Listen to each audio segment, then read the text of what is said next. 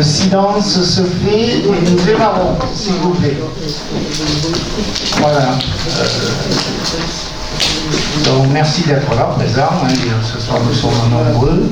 On va faire l'appel et voir qui a donné procuration. Avant toute chose, je voulais qu'on ait une pensée pour le peuple ukrainien par rapport à ce qui se passe. Je voudrais avoir localement une pensée à Madame Moutou qui a perdu la vie hier sur un accident de circulation. Et un clin d'œil à Pinot. Alors ceux qui ne connaissent pas, c'est M. Grattaroli qui lui aussi est parti la semaine dernière. Voilà. Donc la séance commence officiellement, je fais l'appel. Je ne sais pas son prénom. Jacques Defray. Présent. Dominique Saldo. Présente. Eti Rodriguez donne procuration à Jacques Defray. Luc Clavier. Présent. Marie-Line Brûlé. Présente. Michel Jackson. Présent. Sophie Pazero. Présente. Simone Bastard. Présente. Dominique Toulon donne procuration à Jean-François Corneau. Gérard Philly donne procuration à Simone Bastard. Annie Guzheimer. Pascal Herbelin. Présent. Christophe Azema. Présent. Valérie Baragis. Catherine Danesi. Présente. Charles Gachet. Présent. Paul Davin. Présente. Barbara Charpentier. Présente. Éric Dary. A-t-il donné nos procurations? Normalement, il a dû le faire. J'en ai pas. On n'a rien reçu une nouvelle fois. C'est pas grave. Donc Jean-François Verrier, Présent. Aurélie Bringer, Elle devrait arriver. ok. Donc 400 pour l'instant. Émilie Vernou a donné procuration à Jean-François Verrier. On l'a reçu pour Émilie. Oui. Audrey Leseau, Serge Boulogne, Présent. Nadia Ouazani, Présente. Serge Lafont. Présent. Et j'ai oublié Paul peut-être. Non. Je te l'ai dit. Ok. Donc Aurélie est présente. Ça, c'est tout.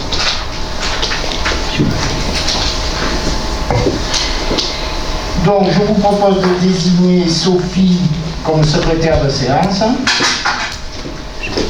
Et je vous demande si vous avez des observations sur le compte rendu de la séance du dernier conseil municipal du 17 décembre 2021.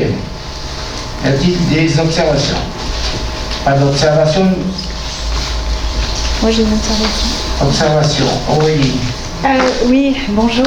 Sur la rédaction, Oui. du contenu, Alors juste pour dire que je salue le travail qui a été fait. Hein, le procès verbal est très complet. Voilà, toutes les observations ont été mentionnées. Donc voilà, non seulement je salue le travail et je remercie la personne qui l'a fait parce qu'effectivement ça demande du temps. Donc nous passons au vote. Qui approuve le dernier compte rendu? Unanimité, je vous remercie. Donc je vais vous lire l'ensemble des décisions depuis le dernier conseil. La 2021-37 concerne le marché public pour le nettoyage des bâtiments municipaux, de la vitrerie et de certains espaces publics. La 2038 concerne la demande de subvention au conseil départemental dans le cadre de l'aide au développement de la province numérique. La 39 concerne la demande de subvention au conseil départemental dans le cadre des travaux de proximité pour l'acquisition de véhicules électriques. La 40, la convention de mise à disposition des locaux à l'association des Amis du patrimoine.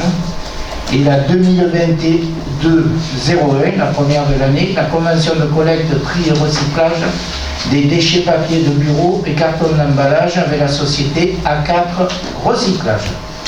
Donc nous pouvons passer à l'ordre du jour. Le point numéro 1, je passe la parole à Jacques Defray. Le premier point concerne la modification du tableau des emplois. Le Code général des collectivités territoriales, vu la loi numéro 84-53 du 26 janvier 1984, portant dispositions statutaires relatives à la fonction publique territoriale et notamment son article 34. Monsieur le maire précise qu'il convient de modifier le tableau des emplois par la création d'un poste de technicien principal de première classe et un poste d'adjoint du patrimoine. Alors, pour ceux qui ont le document, les postes concernés se trouvent pour le premier en page 8. Il s'agit donc de la filière culturelle. Il s'agit de Madame Jas Karsek, qui est adjointe à la responsable de la bibliothèque et de la médiathèque, qui était jusqu'à présent en CDD et qui va être donc en CDI, a priori, à partir du 1er avril. Le deuxième poste concerne donc la page 9 de la filière technique. Il s'agit de Monsieur Emma, qui est recruté à partir de demain, 1er mars, en tant qu'adjoint à la directrice des services techniques et responsable des bâtiments.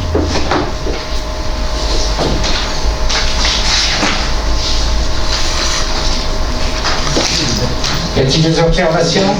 Oui. Nadia. Oui, on voulait savoir pour quelles raisons, quels sont les besoins qui justifient ces changements et ces modifications de...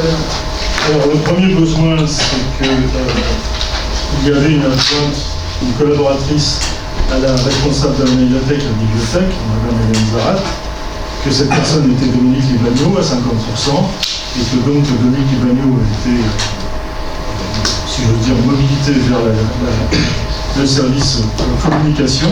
Donc il a fallu remplacer Dominique Libagno, et donc le remplacement s'est fait au travers de cette dame.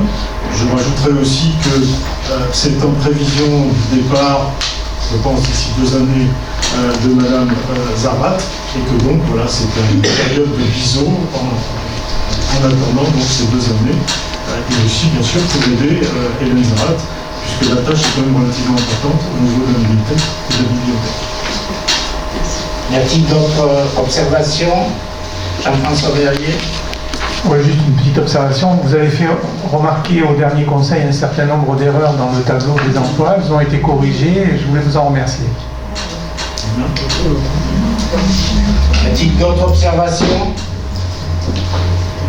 On procède au vote. Donc on procède au vote. Qui est d'accord pour ces 2 recrutements? Continue, Jacques. Le deuxième point, l'adhésion au contrat de groupe d'assurance des risques statutaires. L'article du... Alors, je ne vais pas tout vous lire, mais je vous dis l'essentiel. L'article 26 de la loi du 26 janvier 1984 autorise les centres de gestion à souscrire pour le compte des collectivités qui le souhaitent un contrat d'assurance statutaire couvrant les risques financiers liés à l'absentéisme de leurs agents dans le cadre de leurs obligations législatives et réglementaires. Concernant en particulier maladies ordinaires, longues maladies, maladies de longue durée, accidents de service, etc. Le contrat de groupe regroupe aujourd'hui près de 150 collectivités. Il est conclu pour une durée de 4 ans et arrivera à échéance le 31 décembre 2022. Le CDG 13 va entamer la procédure de renégociation de son contrat selon les règles de la commande publique. La commune de Rognes, soumise à l'obligation de mise en concurrence de ses contrats d'assurance, peut se rallier à la mise en concurrence effectuée par le CDG 13. La mission alors confiée au CDG 13 doit être officialisée par une délibération permettant à la collectivité d'éviter de conduire sa propre consultation d'assurance. C'est donc l'objet de notre échange ce soir. La procédure de consultation conduite par le CDG 13 comprendra 2 garanties. Une garantie pour les agents relevant de l'IRCANTEC, stagiaires ou titulaires à temps non complet ou non titulaires de droit public. Une garantie pour les agents relevant de la CNRACL. La collectivité garde le choix de souscrire l'une ou l'autre des garanties, ou les deux. S'agissant des garanties pour les agents relevant de la CNRACL, un taux unique pour les collectivités de moins de 30 agents, CNRACL, un taux par risque souscrit pour les collectivités de plus de 30 agents, CNRACL. Les taux de cotisation obtenus seront présentés à la commune ou l'établissement public avant adhésion définitive au contrat de groupe. À noter que toutes les collectivités, à l'issue de la consultation, garderont la faculté d'adhérer ou non. Par ailleurs, les frais exposés au titre du présent contrat groupe feront l'objet d'un règlement à hauteur de 0,10% de la masse salariale de la collectivité à l'intention du CDG 13 pendant toute la durée du contrat. Compte tenu de l'intérêt d'une consultation groupée, je vous propose de rallier la procédure engagée par le CDG 13. Il est proposé au conseil municipal décide de se joindre à la procédure de renégociation du contrat de groupe d'assurance que le CDG 13 va engager début 2022 conformément à l'article 26 de la loi, etc. Précise que pour chaque catégorie d'agents, IRCANTEC, CNRACL, les assureurs consultés devront pouvoir proposer à la commune ou l'établissement public une ou plusieurs formules. Ces conventions devront également avoir les caractéristiques suivantes: durée du contrat 4 ans à effet du 1er janvier 2023, régime du contrat, capitalisation. Les frais exposés au titre du présent contrat groupe représentent 0,10% de la masse salariale de la collectivité à régler au CDG 13 pendant toute la durée du contrat. Prend acte que les taux de cotisation lui seront soumis préalablement afin qu'il puisse prendre la décision d'adhérer ou pas au contrat groupe d'assurance des risques statutaires souscrit par le CDG 13 à compter du 1er janvier 2023. Donc la question qui se pose aujourd'hui, est-ce que vous êtes d'accord ou pas pour que on rejoigne la consultation conduite par le CDG 13? Observation. Est-ce qu'il y a des impacts? On procède au vote. Qui est pour? À l'unanimité, je vous remercie. Merci Jacques. Donc on va passer la parole à Annick concernant le troisième point. Tiens le micro, Annick. Donc c'est une convention qui a trait pour la collaboration entre la métropole et le bureau municipal de l'emploi de Rhône. Donc c'est une convention de partenariat contractualisant les engagements respectifs entre le territoire de Pays d'Aix au titre de sa compétence et insertion dans le cadre du plan local pour l'insertion et l'emploi, le PLI, de notre bureau municipal de l'emploi. Donc cette convention, je l'ai dit, convention de collaboration entre la métropole et le bureau municipal de l'emploi. Monsieur le maire rappelle que chaque année, une convention est passée entre la métropole Aix-Marseille-Provence pour le territoire du Pays d'Aix et la commune dans le cadre du plan local pour l'insertion et l'emploi. Considérant que le conseil de territoire du Pays d'Aix, organe déconcentré de la métropole, autorise le versement d'une participation financière de 3 500 € au fonctionnement du bureau municipal de l'emploi de Rhône pour les actions visant l'amélioration des conditions d'accueil, d'information, d'orientation du public demandeur d'emploi dans le cadre du plan local d'insertion et d'emploi, le PLI, du Pays d'Aix. Considérant que la convention à intervenir pour 2022 précise les modalités du partenariat entre la métropole et les BME de Rhône, le bureau municipal de l'emploi, à établir selon les mêmes modalités qu'en 2021, afin d'éviter les retards dans le versement de la subvention pour 2022, le conseil municipal est sollicité aux fins d'autoriser monsieur le maire à signer la convention à intervenir en 2022. Il est proposé au conseil municipal d'approuver la convention à intervenir portant sur la collaboration entre la métropole et le bureau municipal de l'emploi de Rhône pour l'année 2022 et d'autoriser monsieur le maire à signer la convention à intervenir. Y a-t-il des observations? Pas d'observation? Tu me fais procéder au vote, Annie? Qui est pour? Qui est pour? Donc unanimité, je vous remercie. Je te remercie, Annie, pour le boulot que tu fais avec l'ensemble du CCRS et notamment Ludivine en ce qui concerne Madame. Alors on va passer la parole à Marilyn maintenant. Oui, alors, bonsoir à tous. Donc moi, je vais vous parler du passeport du civisme. L'Association des maires de France nous propose l'adhésion au passeport du civisme. Ce passeport offre aux scolaires un parcours civique ponctué d'actions individuelles ou collectives, accompagnées par les forces vives locales et qui valide chaque action. Donc il y a 5 piliers obligatoires. 1. Le devoir de mémoire. 2. La solidarité, voire le lien intergénérationnel. 3. L'environnement. 4. La protection des citoyens. 5. Le patrimoine. Donc 5 actions à mener pendant l'année. Si pour les enfants du primaire, en CM1, CM2, c'est à cet âge-là qu'il est question de commencer, en fait il ne s'agit que de la remise d'une médaille pour valoriser leur action. Par contre, ce passeport permettra aux collégiens de faire des stages dans des associations dédiées, aux 5 piliers dont j'ai parlé juste avant, et pourra permettre aux lycéens d'obtenir une aide pour le permis de conduire ou pour un projet extrascolaire, vacances ou autres.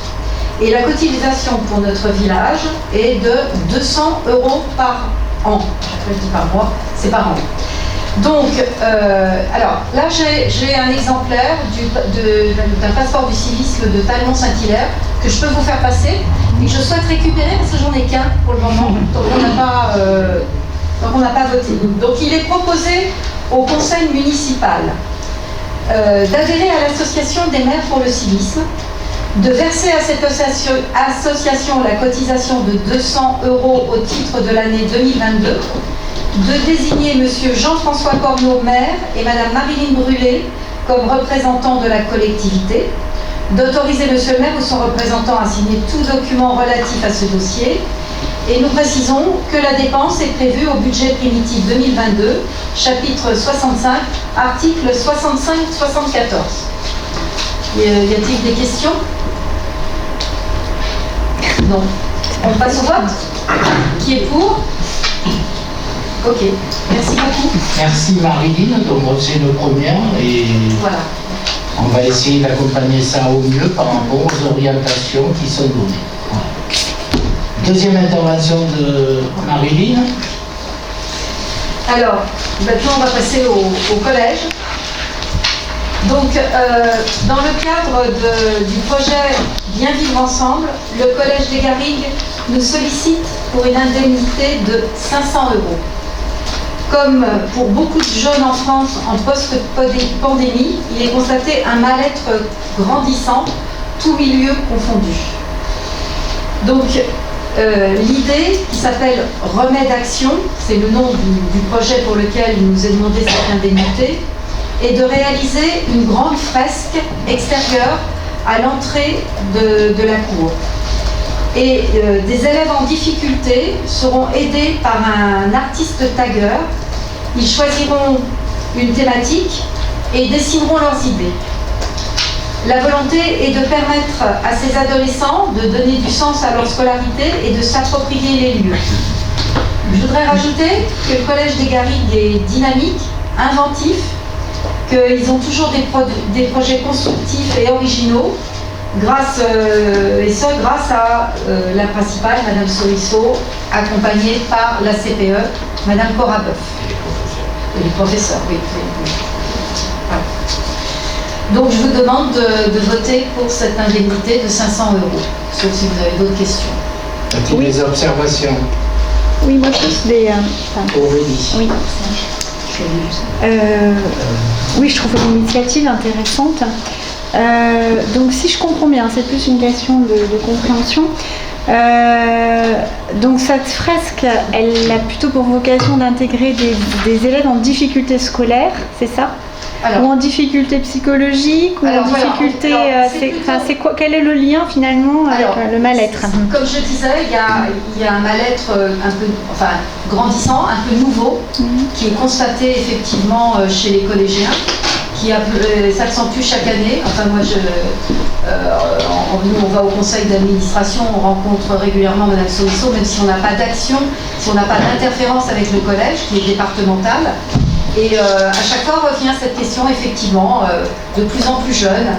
Avant, c'était les troisièmes, et puis maintenant, ce qui est décrit, c'est que même chez les sixièmes ou les cinquièmes, il y a des problèmes de mal-être, des problèmes de violence, des problèmes nombreux et divers, en fait, qui s'accentuent. Pourtant, bon, à Rognes, on ne peut pas parler d'endroits, c'est plutôt privilégié, mais voilà. Alors la pandémie n'a rien arrangé, bien évidemment. Donc effectivement, il y a un projet plus grand qui est le projet Bien vivre ensemble. Alors moi je ne peux pas vous parler de toutes les actions parce que nous on est sollicité là pour cette action-là. Donc effectivement, on comprend bien que si vous voulez, il y a des tas d'expressions quand les gens sont en mal-être, la danse, la musique, la peinture, pourquoi pas. Et donc en fait, l'indemnité, c'est pour permettre l'intervention d'un artiste tagueur, un professionnel. Voilà. Okay. D'autres observations? Donc tu peux passer au vote. Alors, qui est pour? Je vous remercie pour eux. Merci Marilyn. Et voilà, au niveau du collège, je confirme que les principales difficultés, c'était les 6e et 5e, depuis à peu près 6 à 9 mois et en fin d'année dernière. Voilà. Et Madame Souriceau gère ça tout à fait de main de maître, on peut le dire. Voilà. Donc je vais passer la parole à Luc.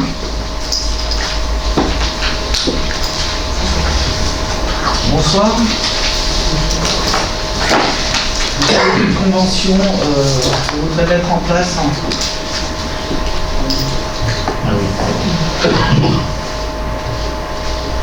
une convention qu'on voudrait mettre en place afin de participer et rentrer pleinement dans la dématérialisation des actes administratifs au sein de la commune et plus largement dans le programme France 2022 de la dématérialisation des actes administratifs au niveau national. Pour cela, on voudrait mettre les déclarations d'intention d'aliéner sous forme dématérialisée sur une plateforme d'échange qui serait en interface entre la métropole et nous-mêmes. Cette plateforme d'échange permettrait également d'arriver jusqu'aux administrés qui pourront envoyer leur dossier sous forme dématérialisée. Nous avons créé des boîtes aux lettres dédiées spécifiquement à ce dispositif. Alors on n'a pas pu mettre dans le FOUSA parce que c'est arrivé après, mais c'est déjà sur le site de la commune et on mettra dans le futur FOUSA les 2 adresses mail que nous avons créées pour pouvoir dématérialiser ces documents. Et cela permettra d'avoir une plateforme d'échange sécurisée, RGPD, et qui permettra aussi également de stocker tous ces documents avec un accès libre pour les 2 administrations. Alors, je ne sais pas si vous avez des questions, parce que la convention fait plusieurs pages, donc je peux répondre à vos questions, et autrement vous dire ce qu'il en est. Donc il est proposé au conseil municipal d'approuver cette convention. Ah pardon, j'ai oublié de vous dire. Cette convention est gratuite pour la commune. C'est la métropole qui prend en charge toutes les formations et toute la mise en place technique de cette plateforme. Elle est pour une durée donc cette convention est pour une durée de 3 ans et elle peut être renouvelable jusqu'à 5 ans. Donc il est proposé au conseil municipal d'approuver cette convention qui a pour objet de définir les modalités de mise à disposition d'un portail numérique et des services afférents pour la réception dématérialisée des DELIA par la commune et leur transmission à la métropole. Est-ce que vous avez des questions sur ce dispositif de dématérialisation des actes administratifs? Pas de questions, Luc, donc tu procèdes au vote. Qui est pour? Mais bravo Luc, et merci. Est-ce que je peux... Excusez-moi. Oui, enfin bon... ça soulève effectivement un autre point. Non, attends, on reste sur les points. Si ça concerne ce que Luc a fait, on a procédé au vote. Si tu veux poser une question à travers ce qu'il a présenté, je t'autorise à la poser, mais si c'est toute autre chose, tu ne la poses pas. D'accord. Ok, tu la poseras une autre fois. Non, mais je dis d'accord, c'est-à-dire je peux la poser parce que... Vas-y. Non, mais je peux la poser aussi plus tard, parce que je pense qu'on peut en parler plus tard dans le cadre du DOB. Donc je la réserve pour plus tard. Comme ça. Je te remercie, Aurélie. Alors, ensuite, on va passer au débat au travail de Catherine. Voilà. Donc, ce que je vous propose, c'est que vous la laissez vous présenter les informations qu'elle a préparées avec Régina. Et ensuite, comme c'est un débat, vous interviendrez. D'accord ? Voilà, donc conformément à l'article L2312 du Code général des collectivités territoriales, dans les communes de plus de 3500 habitants et dans un délai de 2 mois avant le vote du budget, on doit tenir un débat d'orientation budgétaire. Donc annexé à votre convocation au conseil de ce soir, vous avez reçu un rapport sur les prévisions budgétaires qui ont été établies. Donc un rapport très détaillé. Merci à notre DGS et à son service parce que c'était vraiment très bien et très bien détaillé. Donc je ne vais pas vous en faire lecture de ce rapport, il était à vos fins d'information. Par contre, j'ai fait une petite synthèse que je vous propose de vous présenter.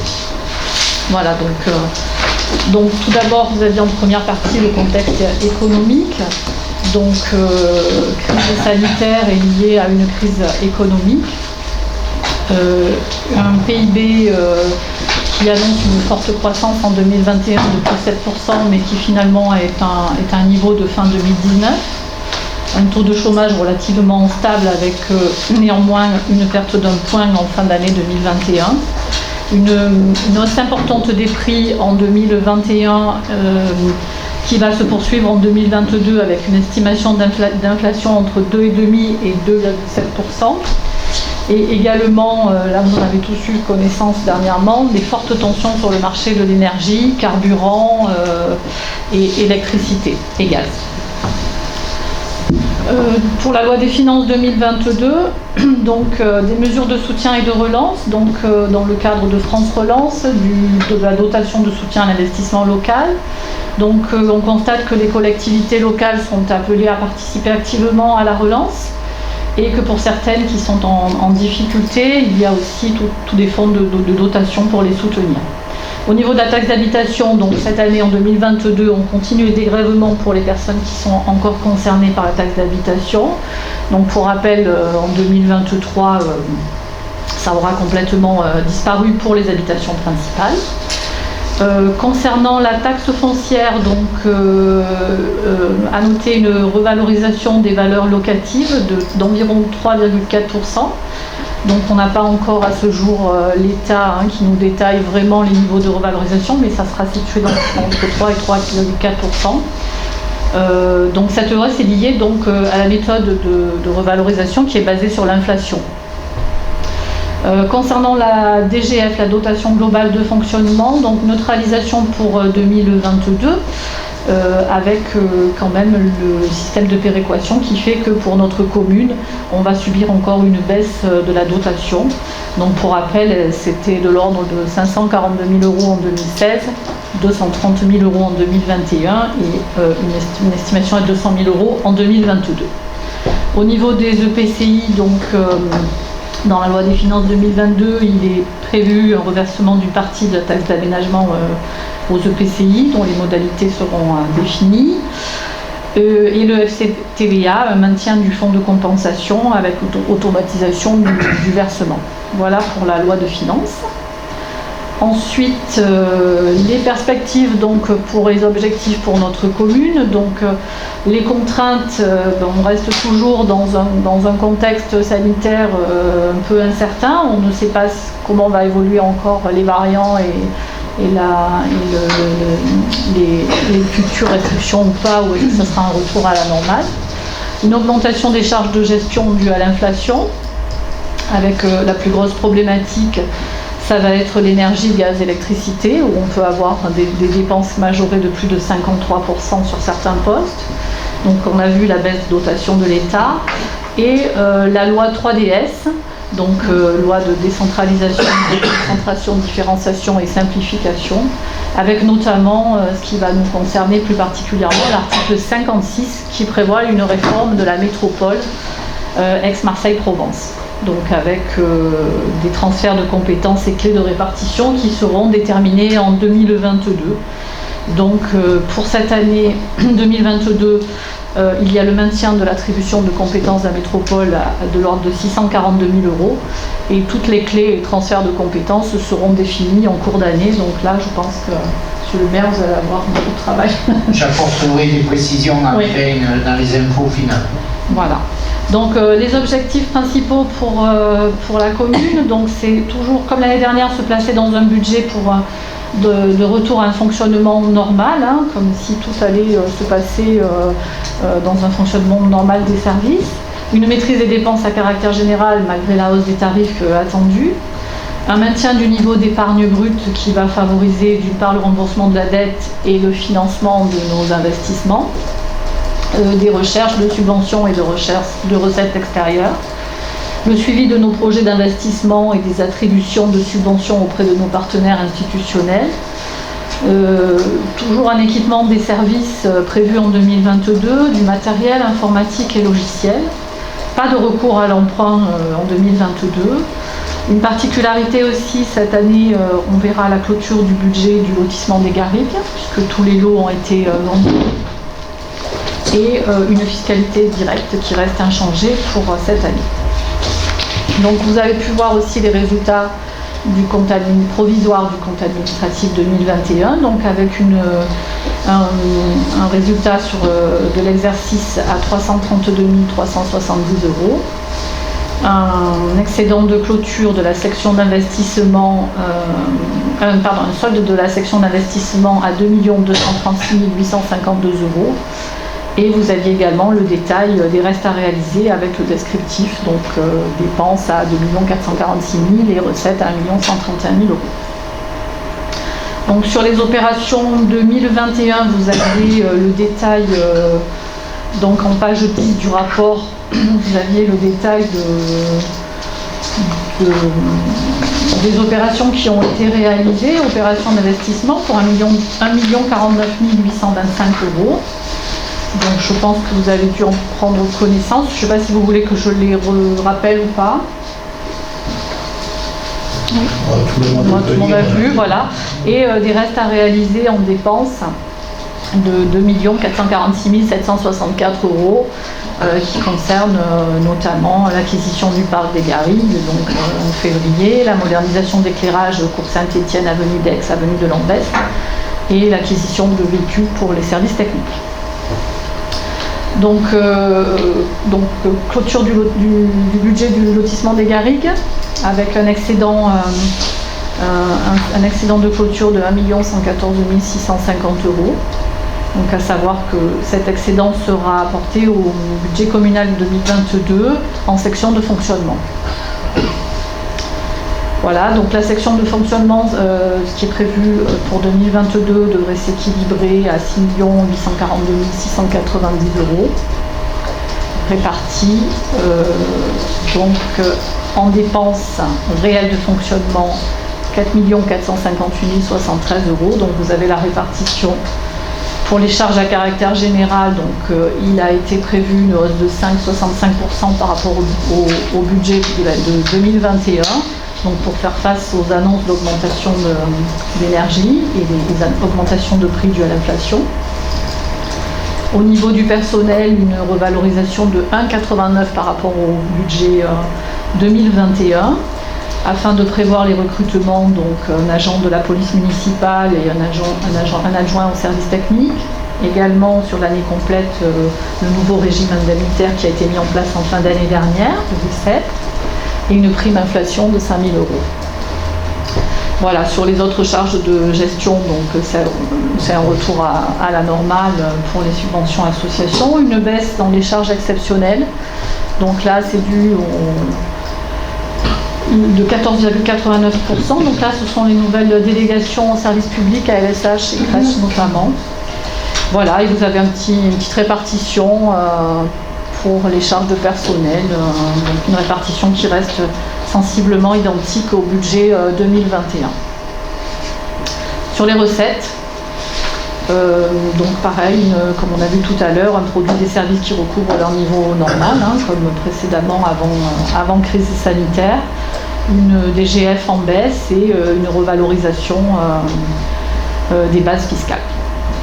Et une répartition, donc on voit très bien que les ressources de la section de fonctionnement se situent principalement au niveau des impôts et des taxes. Sur l'encours de la dette et des intérêts d'emprunt, donc en fin 2021, nous avions un encours de dette de 1 516 916 €, avec des intérêts d'un montant de 73 970 €, donc les intérêts qui sont sur la section de fonctionnement, et des prévisions pour 2022 d'un encours de dette à 1 255 053 €, soit 253 € par habitant, ce qui est nettement inférieur à la moyenne des communes de même strate qui se situent autour de 795 €, je crois. Ça doit être ça. Et des intérêts de la dette de l'ordre de 59 712 € prévus au budget 2022. Donc sur la section d'investissement, donc le programme, donc tout d'abord les programmes qui sont prévus dans les contrats pluriannuels, donc contrat du département et le contrat CDDA Métropole. Donc pour un montant global sur 2022 de 4 371 899 €, et qui concerne donc principalement les travaux du parc de l'ancien stade, les travaux d'aménagement de l'esplanade de la Fanée, des équipements sportifs, la rénovation de la salle des Garrigues, et les modernisations d'éclairage public, travaux de voirie, accessibilité des ERP, études de maîtrise d'œuvre pour l'aménagement du centre-ville et les travaux toiture, école et presbytère. Voilà donc pour les travaux prévus au contrat pluriannuel.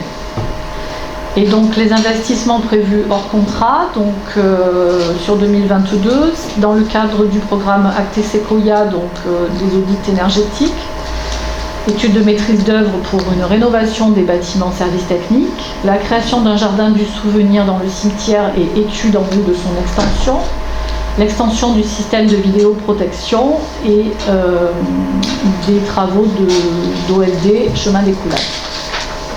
Rénovation en mairie aussi, la porte, automatisation de la sirène, escalier de l'hôtel de ville, des travaux à la cuisine centrale également au niveau de l'étuve et de la zone de lavage, des travaux de rénovation des menuiseries et volets du tennis club et des reprises sur la toiture de la MJC.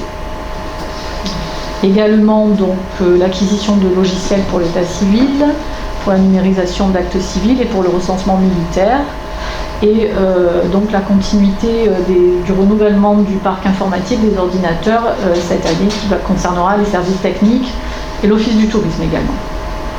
L'équipement des services, donc achat de véhicules pour les services techniques, remorques pour les festivités et du matériel d'équipement pour le tracteur pour l'équipement neige.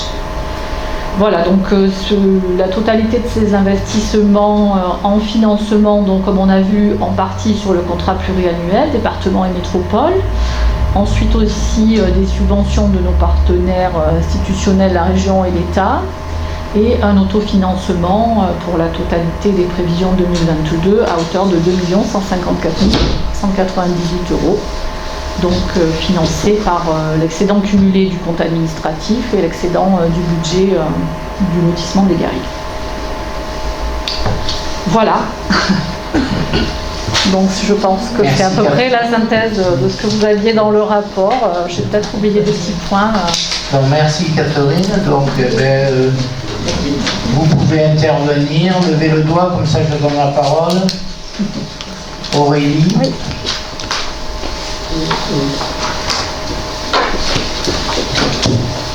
Oui, donc est-ce qu'il est prévu dans les investissements futurs, et puis en relation avec un contexte inflationniste de l'énergie dont on a parlé, des investissements visant en tout cas l'efficacité énergétique des bâtiments communaux? Oui, voilà.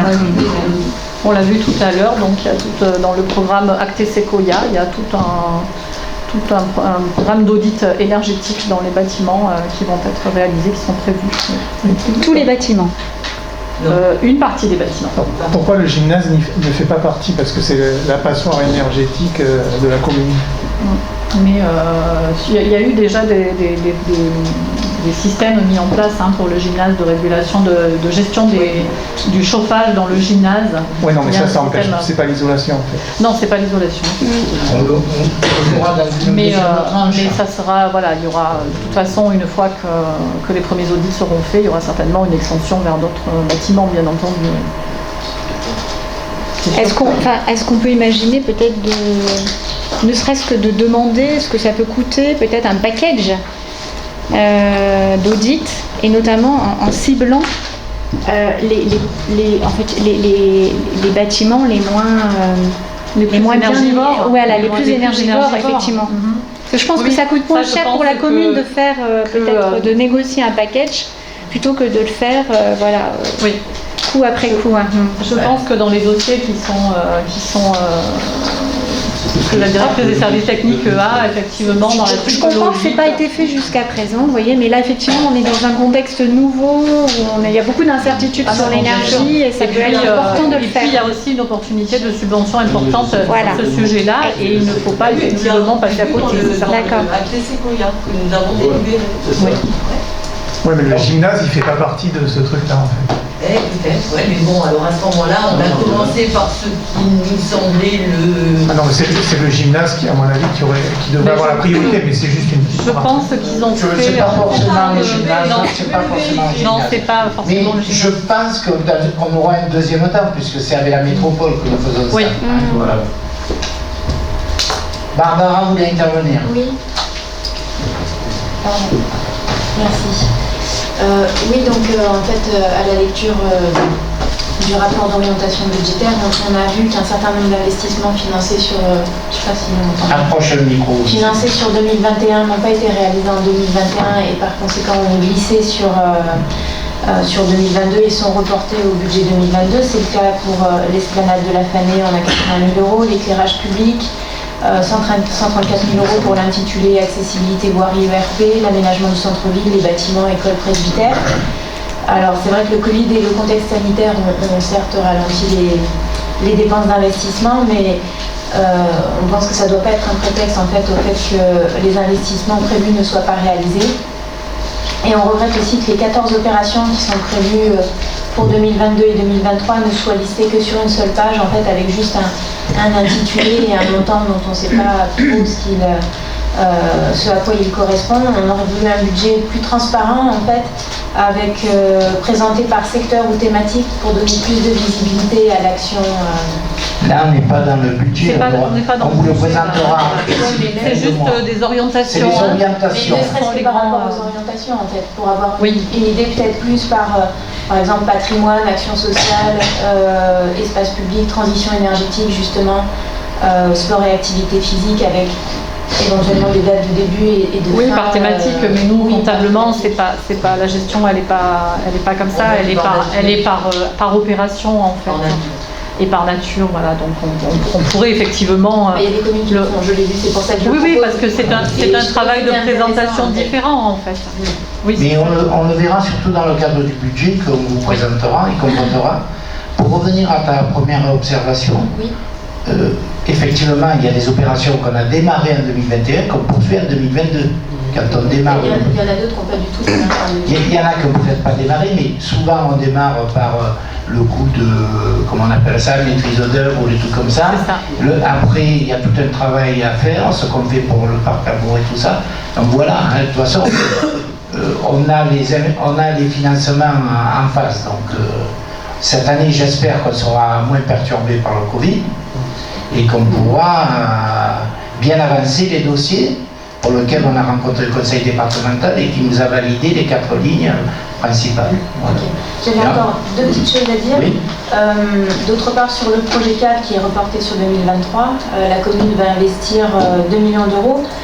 Est-ce qu'il n'est pas envisageable d'entre-temps de faire quelque chose sur l'espace en fait, tel qu'il existe aujourd'hui, pour le rendre un peu plus propre, un peu plus... Alors, ça fait partie des points que je vais évoquer en fin de conseil municipal. Mais je vais déjà le dire. Je pense que vous êtes tous au courant qu'il y a eu une première décision qui a été prise, qu'elle nous est favorable en tout point. On attend l'officialisation par écrit. Et comme ça concernait des points très précis qui ont été déboutés, j'espère que la personne ne fera pas appel. Voilà. Et si elle ne fait pas appel, on va démarrer en fin d'année et pour début de construction en mars. Voilà. Parce que, tel que m'a rapporté l'audience Maître Grimaldi, il n'y a pas photo. C'est un recours qui a été débouté en tout point. Voilà. Donc on va tous croiser les doigts parce que la population de Rhône, les commerçants qui ont investi, qui ont prévu d'investir, les particuliers qui commencent à devenir âgés, qui étaient en campagne et qui voulaient acheter des appartements. Je pense que c'est quand même un projet collectif. Voilà. Et j'espère qu'on va avoir une bonne nouvelle et qu'il n'y aura pas d'appel. Voilà. Mais la personne décidera. Et nous souhaitions une nouvelle fois demander la création d'une commission des finances en fait, pour discuter en amont justement au cours de réunions préparatoires de tous les différents points qui viennent d'être soulevés. Et puis je vais passer la parole aux autres élus du groupe. Moi j'ai une question concernant le chemin d'écoulade, l'opération OLD, obligation légale de débroussaillage. Y aurait-il d'autres secteurs plus importants à faire débroussailler? Pourquoi? Quels ont été les critères qu'on fait? Je vais... C'est de la coulade ou des coulades? Non, c'est de la coulade. J'ai marqué des coulades. Il y a marqué des coulades. Oui, mais c'est une coquille. Alors, Eti s'excuse de ne pas être avec nous, elle est fatiguée aujourd'hui, mais elle m'a transmis des éléments concernant 2 ou 3 points à venir. En ce qui concerne les OLD, nous avons rencontré M. Sauzet de l'ONF il y a environ 3 semaines, et ce soir j'ai reçu les propositions qu'il nous fait. Il y a déjà des OLD qui seront au chemin de Pozzolo, je ne sais pas la surface précise, mais on a voulu intégrer cette année le chemin de la Coulade parce que peut-être lui passe pas souvent. Il est vraiment en très mauvais état, et notamment tous les abords du chemin. Hein, voilà. Donc on a décidé de le faire, c'était pas prévu de le faire sitôt, hein, on voulait attendre la fin du chantier, mais je pense qu'il était préférable de le faire, et comme on a des possibilités d'investissement, on le fera cette année, et on a reçu le chiffrage de l'ONF pour cela. Ça ne s'arrêtera pas là. Parce qu'en amont de Pied-Fouquet, il va falloir qu'on mette en place, peut-être pas cette année, mais l'année prochaine, tout le départ de la route de Saint-Estève-Janson côté droit. Donc les particuliers auront leur obligation de débroussaillement. Quand on est à Versailles, on s'aperçoit que certains l'ont fait déjà, hein, dans les 50 mètres, ça se voit bien, mais c'est pour préserver le feu à la main. Hein, voilà. Autre question, la reprise de la toiture de la MJC, ça consiste en quoi exactement? Est-ce que ça va être une reprise totale ou... Non, pas totale, je pense. Michel, une reprise partielle, il y a des fuites au niveau d'une toiture terrasse qui avait été couverte avec un toit, et là on a des fuites. C'est la partie terrasse. Parce que quand tu regardes l'étui en plein jour, là, elle semble correcte. Ok, d'accord. Y a-t-il d'autres observations ou d'autres points que vous voulez qu'on évoque? Oui. Paul. Donc vous envisagez aussi l'aérogommage de la porte d'entrée de la mairie. Et pourquoi ne pas privilégier l'accès PMR aux bâtiments municipaux? C'est un cours. Le dossier de permis de construire, et la personne à la sous-préfecture, ils doivent donner un point de vue, la DDTM, je crois. La personne m'a confirmé il y a 2 jours qu'elle commençait à travailler sur le local. D'accord. Et je voulais aussi savoir la remorque pour les festivités, c'est quoi? C'est pour mettre les barrières dessus? Certainement, oui. Hein, Michel? Oui, enfin, oui. C'est pour faciliter le travail des agents. D'accord. Merci. D'autres observations? Oui, en ce qui concerne l'électricité, vous avez estimé à 50% de plus.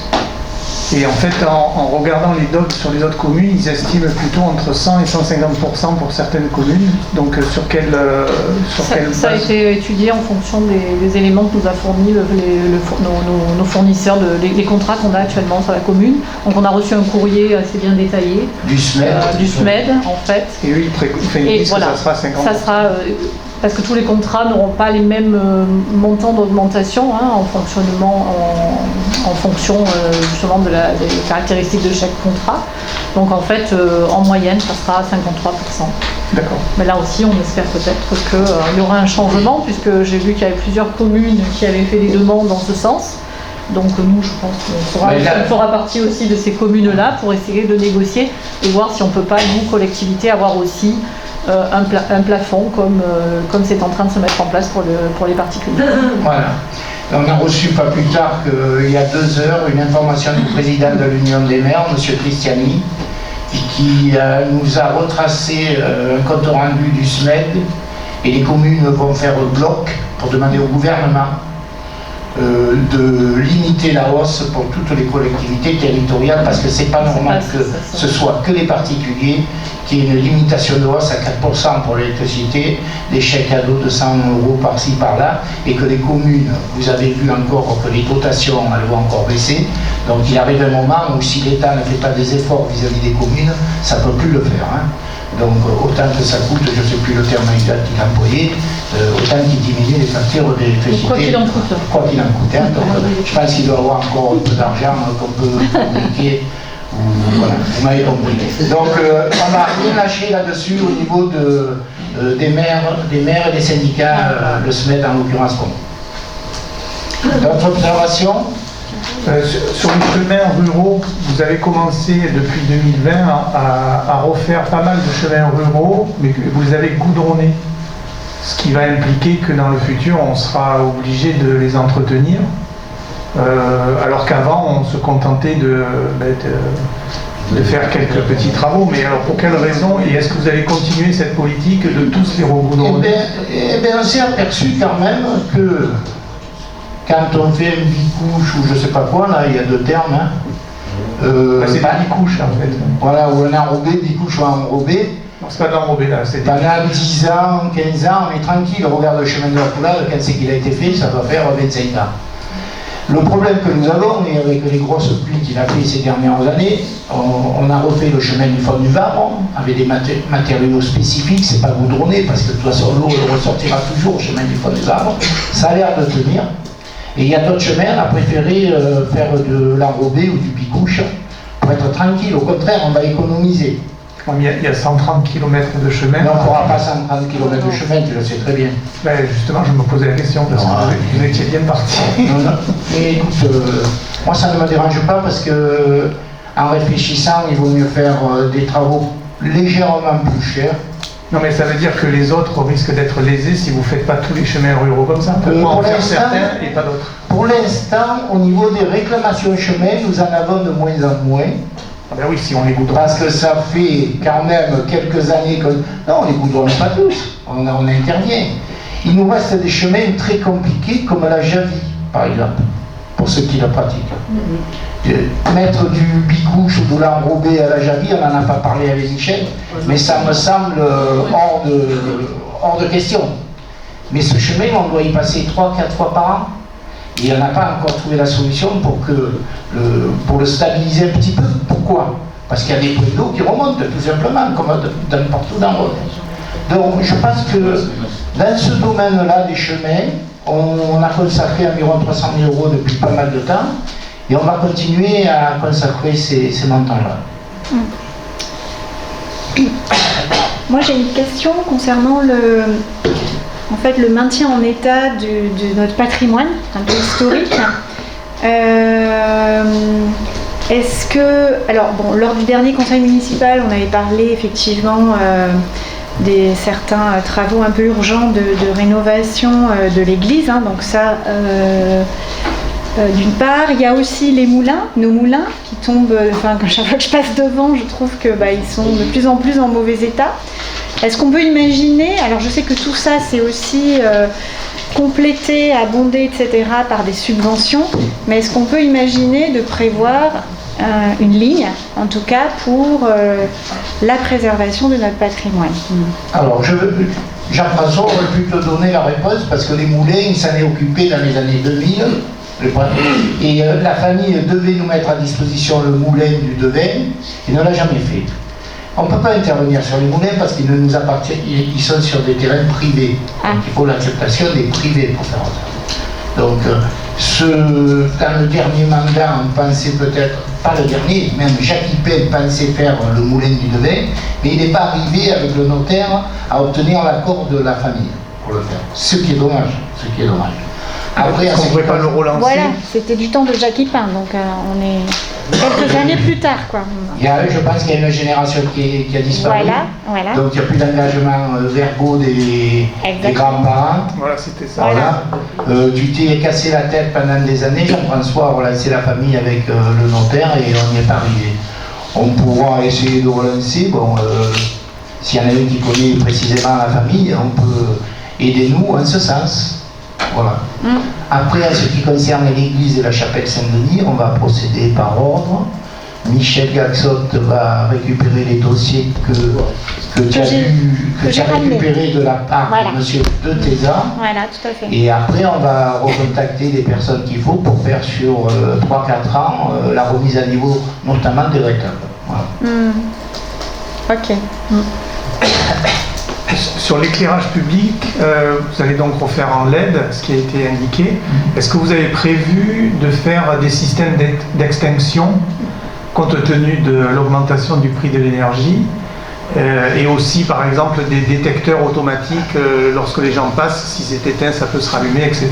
Est-ce que vous avez prévu ce genre de choses? Alors, pour l'instant, non. On a prévu. Ben alors Michel, prends la parole. Allez, passez la parole. D'ailleurs, il va commencer à être installé ces jours-ci, le matériel, parce qu'on a eu 12 semaines de retard d'approvisionnement à cause des difficultés sur les composants électroniques. Donc, il sera équipé d'une antenne et ils pourront être commandés à distance depuis un PC de la mairie. Donc, on pourra commander un arrêt. Après, ce sera régulier, mais normalement, on a prévu une diminution de l'intensité de l'éclairage à partir de 11h. On rediminue vers minuit jusqu'à 30% et on remonte le matin à 5h du matin à 80%. Donc on peut faire... Donc pas de système d'extinction complet, quoi. Non, avec pas vu l'extinction complète. On pourrait le faire si on veut. Hein. C'est modulable, on peut le régler comme on veut. Par exemple, on a prévu de baisser les éclairages au moment de Noël pour les parties illuminées. Et donc, pour compenser, pour avoir le même taux d'éclairage avec les illuminations. Donc ça va être installé à partir de ces jours-ci. Voilà. Et ce qu'il faudrait compléter, Michel, si vous ne l'avez pas prévu, mais ça devait être prévu, c'est le parking du covoiturage là-bas où... C'est pas fait dans l'immédiat, mais bon... Il faudra le prévoir. Ça sera passé. Très bien. Votre observation? Moi j'ai une question sur la dématérialisation des actes civils. C'est vrai qu'en fait les parents là, des élèves des écoles primaires et maternelles chaque année remplissent les mêmes formulaires d'inscription. C'est beaucoup de pages, c'est, j'imagine, un traitement assez laborieux et lourd pour les services de la mairie. Est-ce que la dématérialisation, l'action de dématérialisation concerne ces documents également d'inscription aux écoles primaires? Il y a un nouveau logiciel pour tout ce qui est scolaire qui permet, je pense, je ne vais pas rentrer dans le détail, mais qui de toute manière suit l'enfant. Sandrine le maîtrise très bien. Elle en découvre d'ailleurs des possibilités. C'est à la première inscription qu'il y a le plus de travail. Chaque année, on remplit 10 pages. Chaque année, les mêmes informations. En fait, si les parents avaient accès à un site, ce serait quand même plus simple, je pense. Je vais vérifier avec Sandrine. Mais de toute manière, le logiciel, là, il est de cette année. Oui, c'est ça. Moi, j'en ai pas vu, en tout cas, j'en ai pas fait usage pour l'instant. Il a été installé cette année. Oui, mais je ne suis pas sûre qu'il faille répéter à chaque fois parce qu'il y a tout un tas de possibilités avec ce nouveau logiciel fait pour tout ce qui est scolaire. Je peux vérifier avec Sandrine. Tu peux faire un article dans la fenêtre du Foussa. Si je peux me permettre, pour avoir travaillé plus sur le sujet avec Sandrine, il existe en fait dans l'espace citoyen, l'espace famille, où on peut enregistrer chaque enfant dans chaque section, tout ça. Et en fait, pour chaque année ou le changement d'année, en fait, tout simplement, ça se fait en automatique. Il y a déjà toutes les données qui sont préenregistrées dans l'espace famille, en fait. Il y a juste à corriger les données qui ont été changées. Tous les enfants qui sont inscrits dans n'importe quelle maternelle ou primaire, ils y sont. Merci Nadia de la précision. J'ai rempli les mêmes papiers, mais bon. Oui, ok, très bien. Y a-t-il d'autres observations? Michel. Pour le bilan thermique des bâtiments, dans Acté, il y a deux modules. Il y a un module Sequoia qui concerne les bâtiments courants et il y a un module Merisier pour les bâtiments de plus de 1000 m². Donc ce bâtiment-là, il y a le gymnase qui sera dedans et il y a M. Emma qui est adjoint au service technique à Lille, qui va s'occuper des bâtiments, qui va traiter ce sujet-là dès qu'il arrive. D'accord. Répondre en très bien. D'autres observations? Oui, sur la page 13, sur le tableau des dépenses, en fait, on voit qu'il y a une augmentation de 30 000 € de la pénalité LLS, compte tenu qu'il y a des logements sociaux qui ont été réalisés. Comment ça se fait que ça augmente ce truc? Alors, de mémoire, et Régina, vous complétez, si l'année dernière, on a bénéficié de la différence du loyer sur la dernière opération, et en 2021, on ne pouvait pas faire de diminution. Cette année, donc, pour votre information, les travaux de la rue Neuve commencent, donc il y aura un impact. les travaux sur la maison Pasini on va recevoir certainement le permis de construire, puisqu'on va signer dans pas longtemps. Et après, j'ose espérer que la cave, il n'y ait pas d'appel, je le dis une deuxième fois, par la requérante. Et là, il y aura des logements sociaux. Et ensuite, je vous rappelle aussi qu'il y a 2 autres projets qui ont été attaqués. Hein, voilà. Donc la pénalité cette année, elle va être autour de 120-130 000. 127.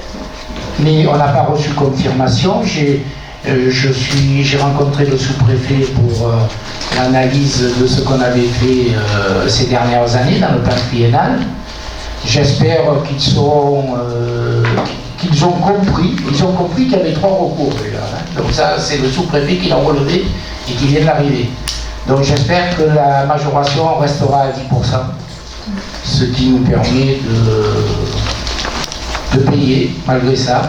Et je vous dirai en fin ou je le dis maintenant, M. Dagorn a réuni les maires carencés du Pays d'Aix et de Marseille pour qu'il y ait une action commune qui soit faite auprès du gouvernement.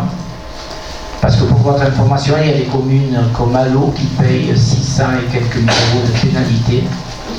Il y a Gémenos, malgré tout l'apport des entreprises, car même ce vivier social de travail, il paye plus de 600 000 euros. Mais c'est catastrophique, quoi. C'est clair. Donc on va faire une action commune, vous avez dû voir un article dans la Provence. Rogne, bien entendu, suivra le mouvement des 34 maires de mémoire. Quelle action en fait vous allez faire? Eh ben, on va écrire au gouvernement que c'est une loi qu'il faut revoir, parce que jusqu'à présent c'était 25% en 2025, mais ça va changer avec la loi 3D.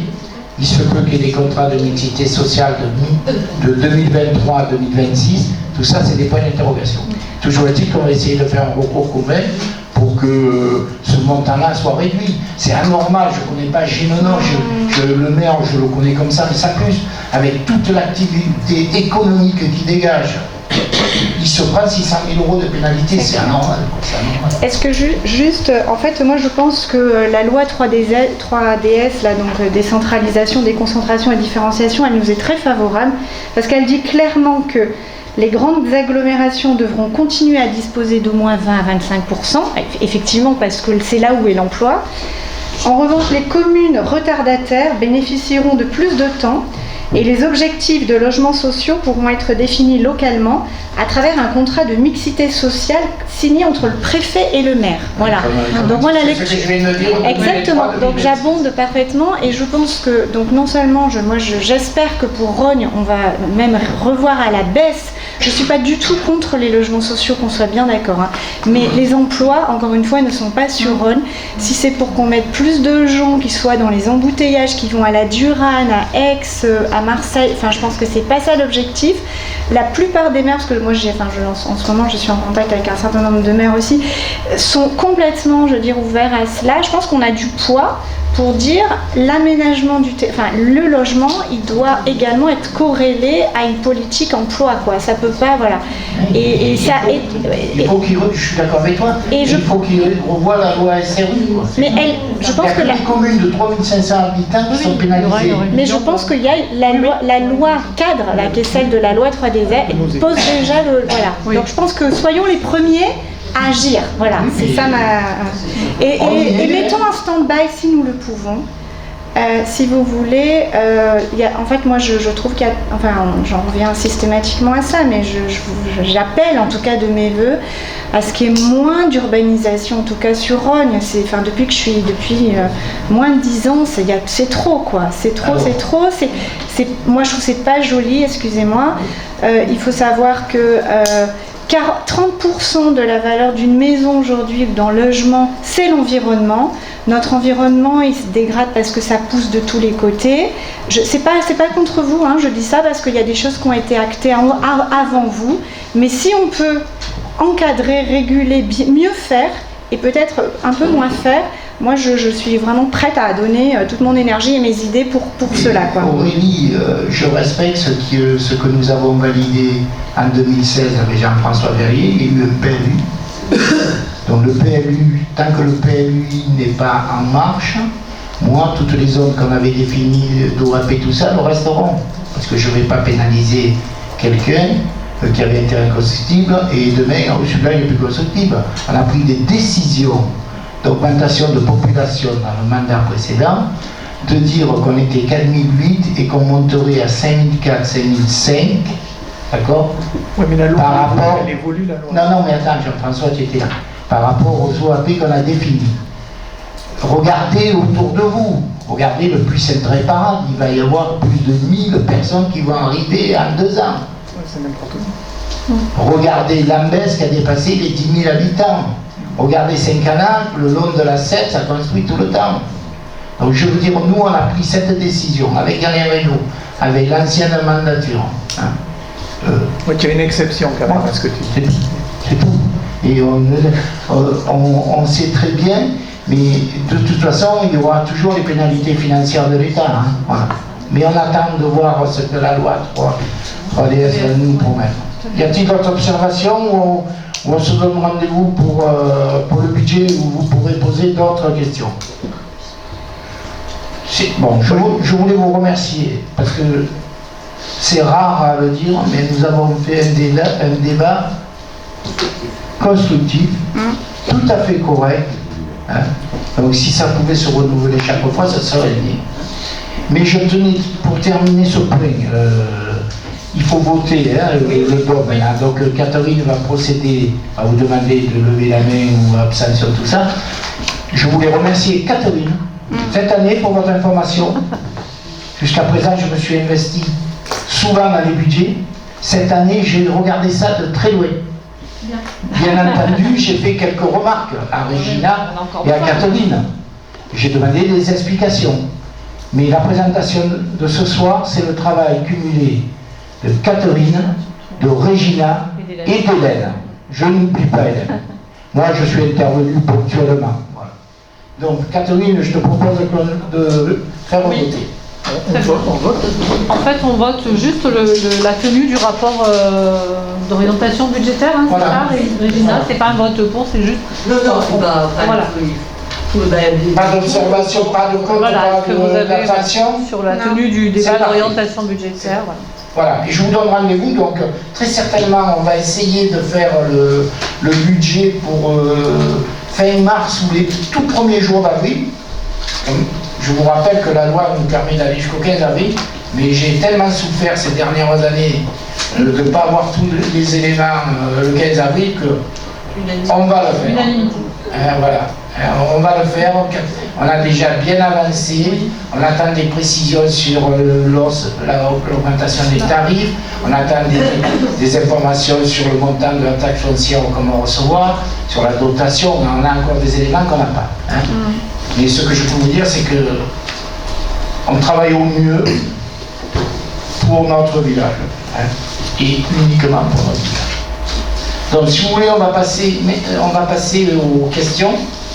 Donc j'ai reçu tout d'abord les questions de René Ensemble. Donc je propose aux différents intervenants de René Ensemble, mettez le micro qu'on entende bien la question.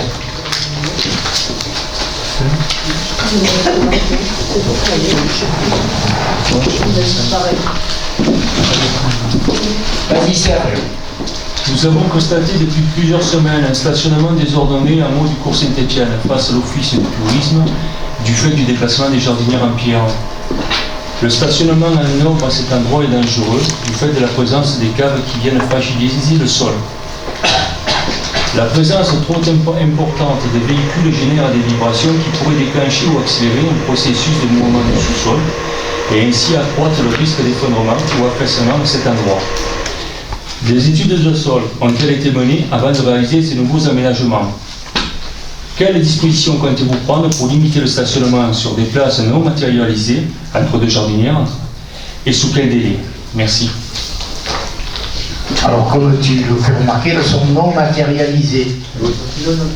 Elles sont non autorisées. et les personnes en font ce qu'elles en veulent. Voilà.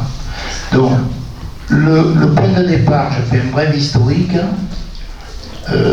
Pendant le mandat précédent, on avait réuni l'ensemble des commerçants et on leur avait dit on ne veut plus de stationnement de véhicules jusqu'à Céréalia. Ils n'ont pas voulu. Donc on avait en face le rencard empêché les voitures de se stationner. Mais tous les jours, ils nous enlevaient des trucs et il fallait les remettre à l'ordre. Bon, compte tenu du Covid, compte tenu de tout, on n'a rien fait de spécial. Les caves, il n'y a pas de souci. Je crois qu'il y avait une mesure de fait, il ne faut pas qu'il y ait de poids lourd dessus. Et on fait en sorte qu'il n'y ait pas de poids lourd. Elles sont en bonne santé, les caves, principalement de la maison d'habitation qui était entre le rencard et le préau. La bonne nouvelle est qu'il va nous permettre de supprimer les places à gauche, c'est que j'ai donné l'autorisation au préau de faire une terrasse. Voilà. Donc en mars-avril, côté gauche sur les premières, il n'y aura plus de stationnement. Voilà. Ok, merci. Deuxième question. Alors, nous avons pu consulter le contrat de mixité sociale et avons constaté qu'il était échu depuis 2019. Ce dispositif contractuel qui est offert aux communes carencées en logements sociaux au regard de la loi SRU précise essentiellement les moyens que la commune s'engage à mobiliser pour atteindre ses objectifs de logements locatifs sociaux, y compris la liste des outils et des actions à déployer. En ce sens, le contrat de mixité sociale formalise une démarche volontariste et partenariale entre la commune, l'État et, le cas échéant, les autres acteurs locaux. Notre commune étant toujours déficitaire au regard du dispositif SRU, quelles sont les raisons pour lesquelles vous n'avez pas signé un nouveau contrat de mixité sociale pour notre commune? La réponse, je pensais vous l'avoir dit à travers les réponses que j'ai déjà faites. C'est pas le maire qui décide de la mise en place d'un contrat de mixité sociale, c'est le gouvernement. Et le gouvernement n'a pas prolongé le dernier contrat de mixité. Donc on n'en a plus de contrat depuis 2019, je crois. Oui, c'est ça. Voilà. 2019. Et à partir de là, par contre, chaque année, on a eu un entretien avec la DDTM, Luc est venu une fois avec moi, et la sous-préfecture, pour analyser comment il vit ce contrat de mixité sociale, même s'il est échu. Donc moi, je respecte la loi. Si l'État m'avait demandé de signer un nouveau contrat, on l'aurait signé après débat, bien entendu, parce que vous avez vu que vous ne partagez pas la même philosophie, et c'est normal. Chacun est libre d'avoir des courants de pensée différents. Moi, ce qui me concerne, je vais m'efforcer de terminer, même s'il est échu, ce contrat de mixité sociale. Et comme je vous ai dit, normalement, il va falloir en re-signer entre 2023 et 2026. Voilà. Troisième question. Avant, j'avais oublié Serge, par rapport à ta question, puisque j'ai parlé des commerçants. Nous avons une problématique, et j'espère que les commerçants m'entendent. Un commerçant se plaint régulièrement à la police municipale que les autres commerçants garent sur les places vertes et bleues. D'accord? Et c'est pas faute de l'avoir dit. Donc nous verbalisons. Il faut quand même que les commerçants entre eux laissent des places pour leurs clients. Donc Patrice, l'année dernière, si je le retrouve, là je vais vous donner le nombre de verbalisations qu'on a fait. Il y a une nouvelle association des commerçants qui s'est créée. C'est le gars de l'agence, Alexandre, qui s'en occupe pour le lancer. Je l'ai encore eu aujourd'hui. Ça va faire le Phoenix, ça s'appelle, ils ont un Facebook. Ça va faire partie des engagements que les commerçants doivent reprendre. Parce que je dis n'importe quoi, sur 40 places du cours Saint-Étienne, il y en a peut-être 10 qui sont pris par les commerçants. Donc déjà qu'on a des problématiques, il faut qu'eux jouent le jeu aussi. Parce que si les gens font le tour, ils ne s'arrêtent pas chez eux. Donc j'espère que l'association des commerçants pourra passer ce message. On va les mettre en relation avec Pascal Herbelin, avec la CCI, la Chambre de commerce et industrie.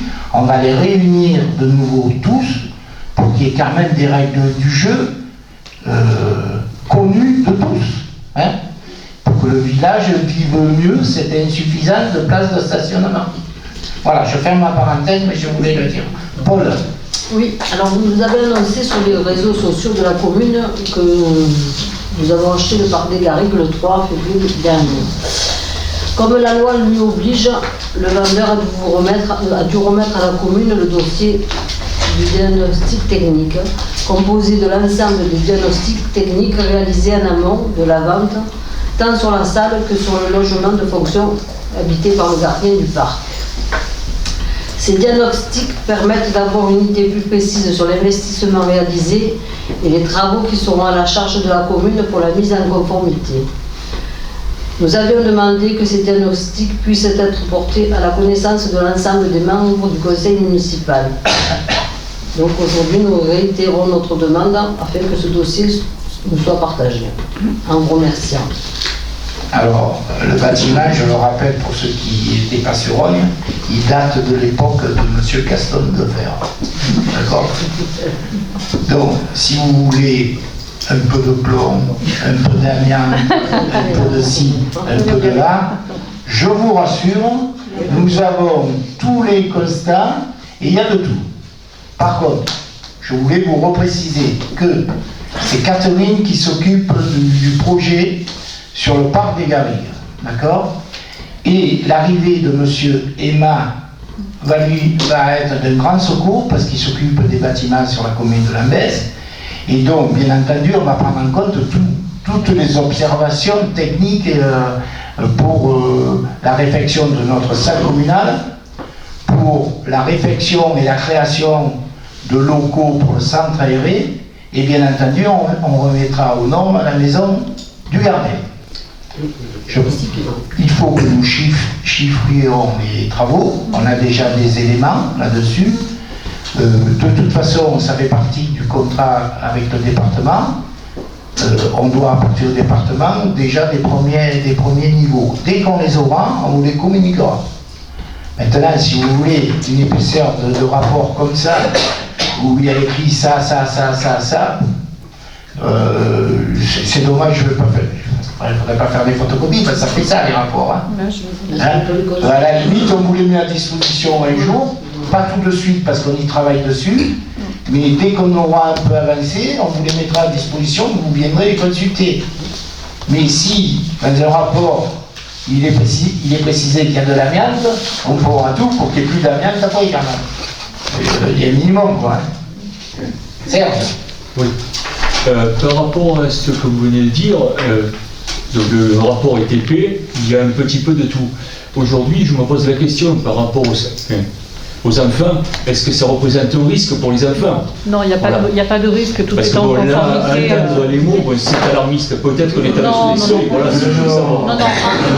En fait, les travaux, c'est essentiellement de la rénovation énergétique, parce que c'est un bâtiment énergivore, aussi, les deux. Hein. Après, la partie qui est utilisée pour les enfants, non. Maintenant, c'est sûr qu'elle peut gagner encore être plus adaptée. Il faut faire tous les accès PMR. En 1970, c'était pas les mêmes que maintenant, donc il faut qu'on remette tout ça en réglementation. Par rapport au plomb, à l'amiante, c'est ce qui a été dit. Non, il y a rien au niveau amiante, il n'y a aucun danger. Ça, c'est le premier point qu'on a fait. C'est voilà. Non. Après, il ne faut pas y toucher. Dans les travaux de rénovation, il est certain qu'il y a toutes les parties amiantées. Voilà, il y a une gestion au niveau des travaux particulière. Hein, donc, mais il n'y a rien qui est en contact avec les enfants ou avec le public d'ailleurs. Voilà. Donc, je passe la parole à Jean-François Berry-Midi pour les questions que vous nous avez posées. Alors la première, afin de dynamiser l'activité locale, nous pensons que la généralisation de l'utilisation de la roue, monnaie locale complémentaire, pourrait jouer un rôle important tout en participant à de réels projets de transition environnementale. Les monnaies locales sont reconnues en France depuis la loi Économie sociale et solidaire de 2014. Plusieurs communes encouragent leur utilisation en donnant par exemple la possibilité à leurs conseillers municipaux de percevoir tout ou partie de leur indemnité dans une monnaie locale. Pensez-vous que la commune pourrait soutenir la monnaie locale et si oui, comment? Si vous avez regardé la province aujourd'hui, il y a un article. J'ai pas vu. Je vous donne les stats sur Aix-en-Provence. 230 Aixois l'utilisent, 150 000 habitants, Mais c'est justement et il y a une centaine de commerçants. Alors, je vais aller dans le positif. Il y a une vingtaine d'années, il y a M. Nicquebert qui avait fait une action sur Rhône pour développer la roue. De mémoire, hein, là peut-être je me trompe, ils étaient entre 20 et 40 à utiliser ce service-là. Il y avait 5 ou 6 commerces qui les prenaient. Donc là, on va voir si la nouvelle association des commerçants est prête à utiliser cette monnaie. Donc j'en parlerai à Alexandre, le président, et après on verra si les Rhôniens adhèrent. Je ne me positionne pas personnellement. Je vous dis que ça a déjà été fait, que sur Rhône ça n'a pas trop marché, mais comme on en parle dans le journal, peut-être c'est redevenu d'actualité. Après, ce qui concerne les virements, d'élus, de tout ça, tant qu'on ne me l'impose pas, je ne le ferai pas. Non, c'est pas une histoire d'imposer, c'est juste donner la possibilité à ceux qui le voudront. Est-ce qu'on a des commerces qui vont accepter? Ça ne peut pas concerner toutes les activités non plus, parce qu'après il faut que le commerçant puisse lui-même acheter à ses fournisseurs en roue. Puisque non, pas forcément. Ah si, c'est le fonctionnement de la roue. Hein. Donc, ça peut pas. Non, mais merci. C'est Prochaine question. Deuxième question. Alors, suite à l'accident survenu le 21 janvier dernier, nous demandons à ce que les 2 places d'arrêt minute sur la RD 543 soient supprimées. Êtes-vous d'accord pour accéder à cette demande? Alors, pour l'instant, non, pour plusieurs raisons. La première, les causes réelles de l'accident,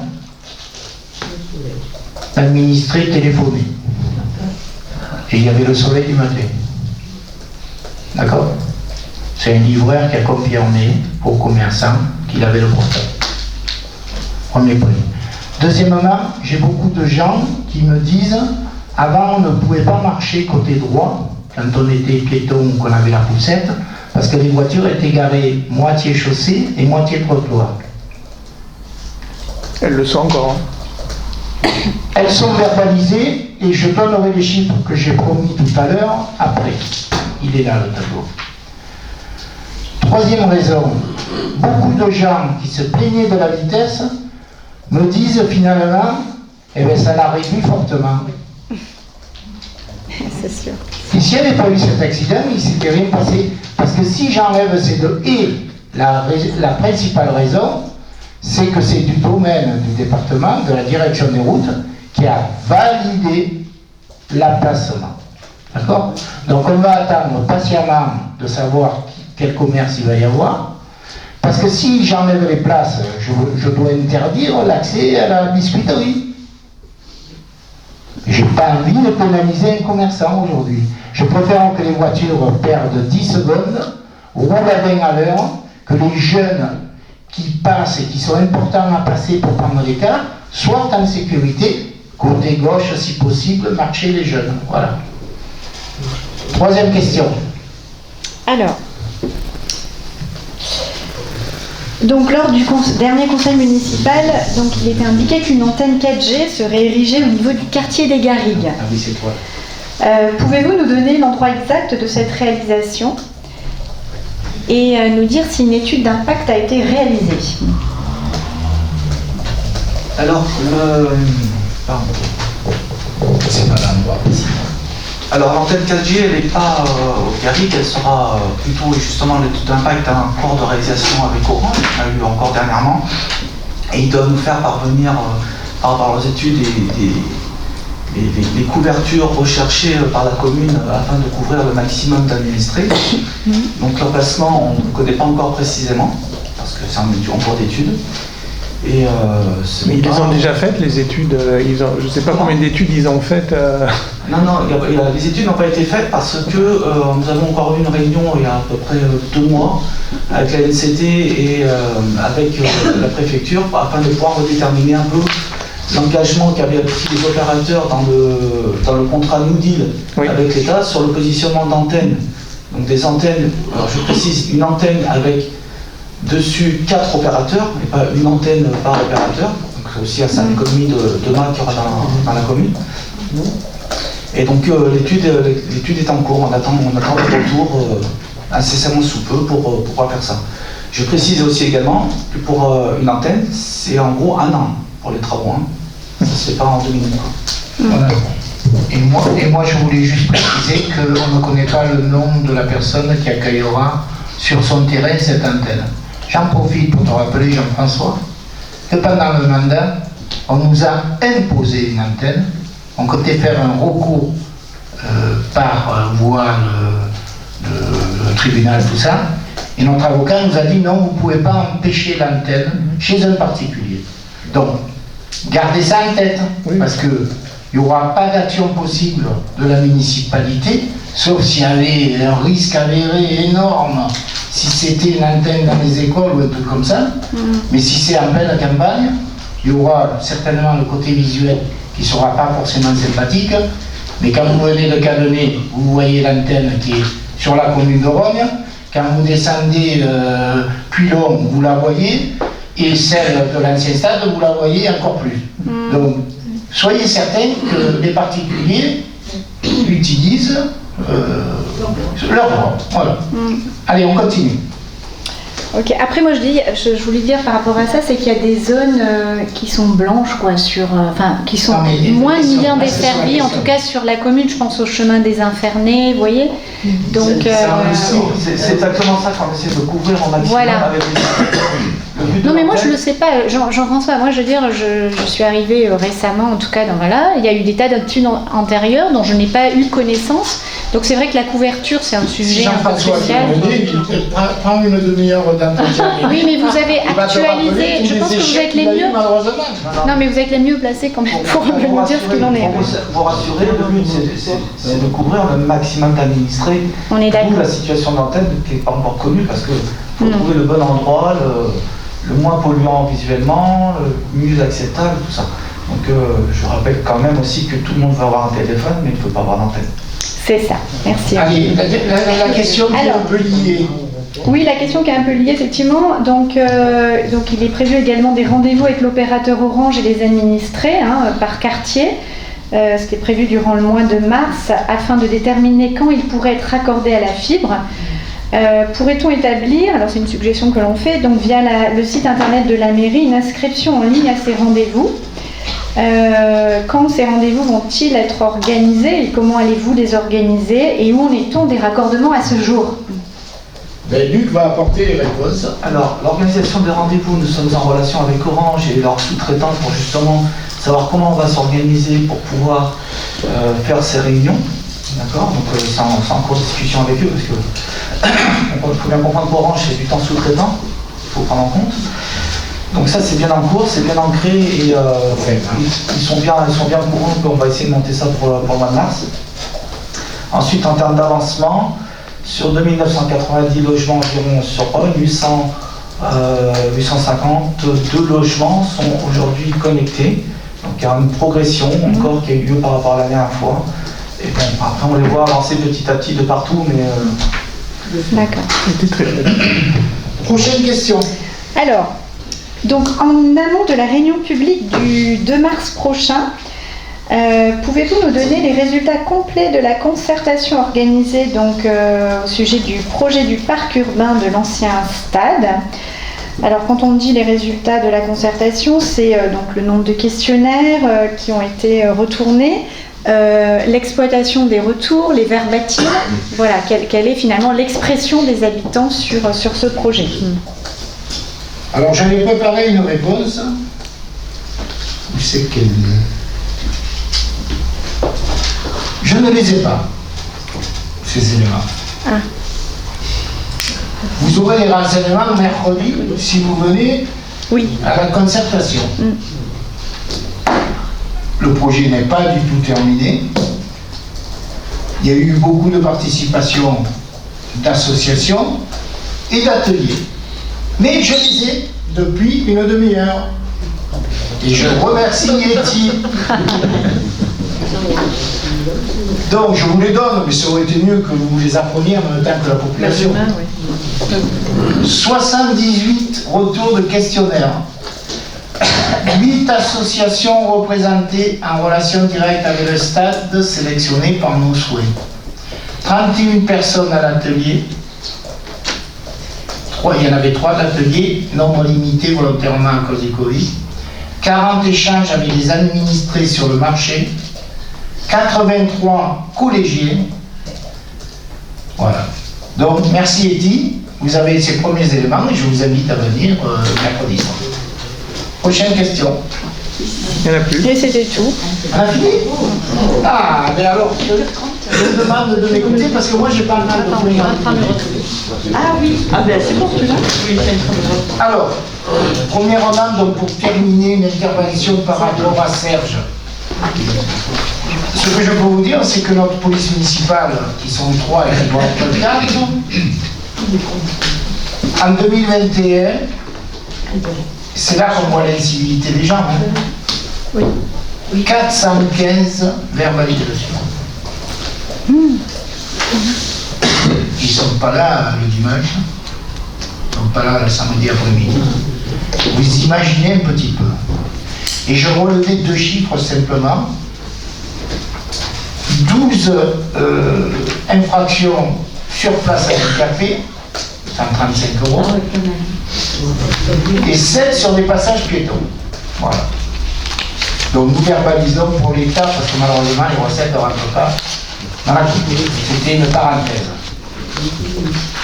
Alors les impôts, elles sont nombreuses, mais j'ai répondu déjà à certaines. Donc, mais je vais quand même garder la principale, la CAF 2017, le projet, dont la conclusion est en attente, mais elle est favorable sur tous les points sur lesquels il y avait le recours. J'en appelle à la responsabilité de la requérante pour ne pas pénaliser plus le village et toutes les personnes qui avaient prévu d'investir dans ce village. Je vous rappelle qu'un des commerces, c'est le transfert de SPA de 100 mètres à 300 mètres carrés. Moi, je pense que Ron en a besoin aujourd'hui.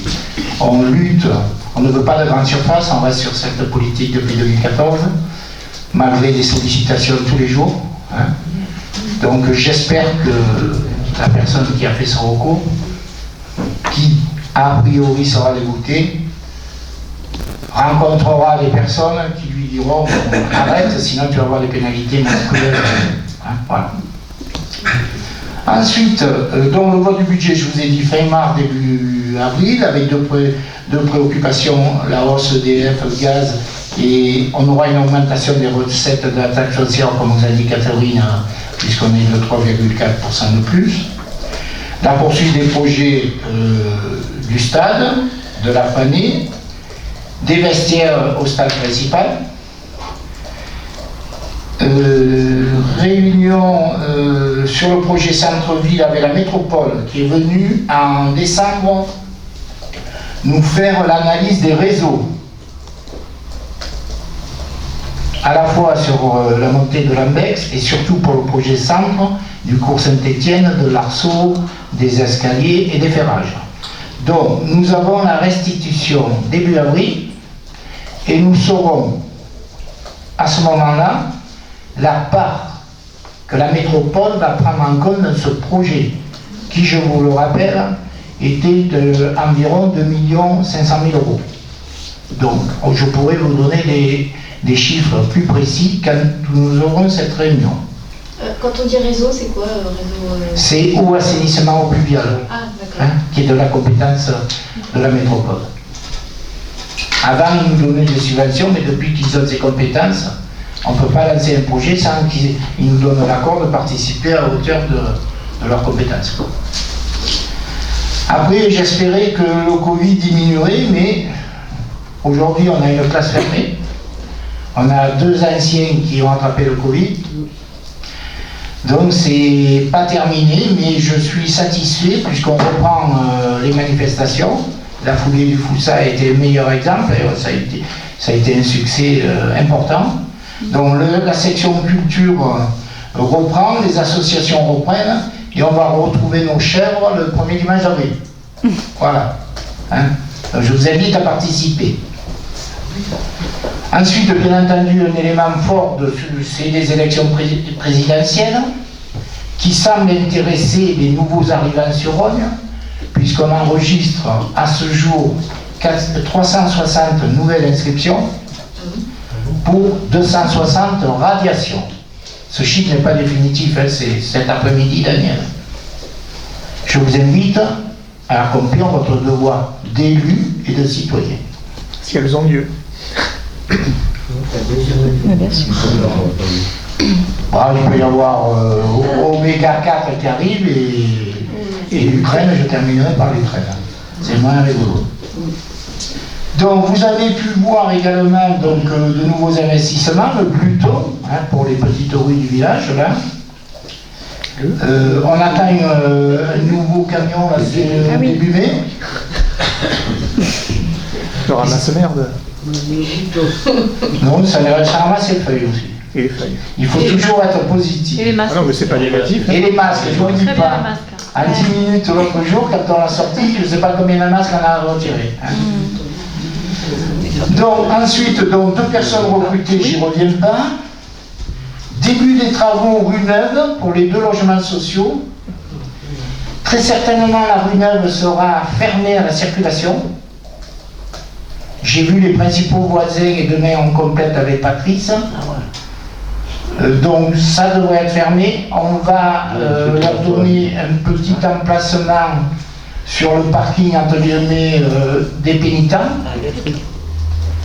Et ils vont pouvoir déposer les sables, tout ça, très certainement à hauteur des cimetières. La loi SRU, je vous en ai parlé.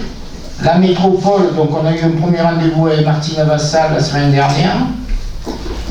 Nous allons recevoir la visite d'ici fin mars de la métropole pour regarder de plus près les compétences que nous allons garder et les impacts financiers que ça va avoir. Hein, voilà. Donc ça va aller très vite. Ensuite, là je pas mon religion, c'est pas grave. Un élément important, s'il se fait, c'est le 50e du comité jumelage avec Maguito. Au moment où je vous parle, ils sont plus pour reporter d'1 an par rapport au Covid. Mais on leur a donné jusqu'au 1er avril pour se décider. Valérie, Dominique, Anne, Claire et le comité de jumelage, Joël, Edith, Guylaine, etc. Nous nous sommes réunis et le programme est presque établi.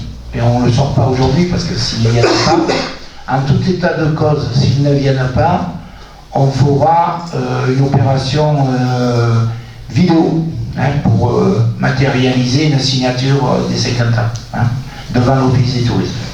Il y a un apéritif pour faire à la population. Et s'ils viennent, c'est le week-end de l'Ascension.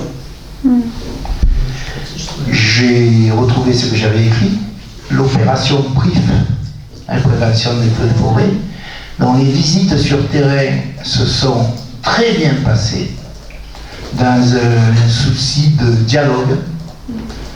Jacques y a participé, toi tu n'y es pas allé par rapport à ton boulot, Catherine tu n'y es pas allé finalement.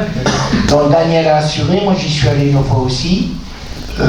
Ils nous ont écoutés, notamment pour le parc des Garrigues, bien entendu. Hein.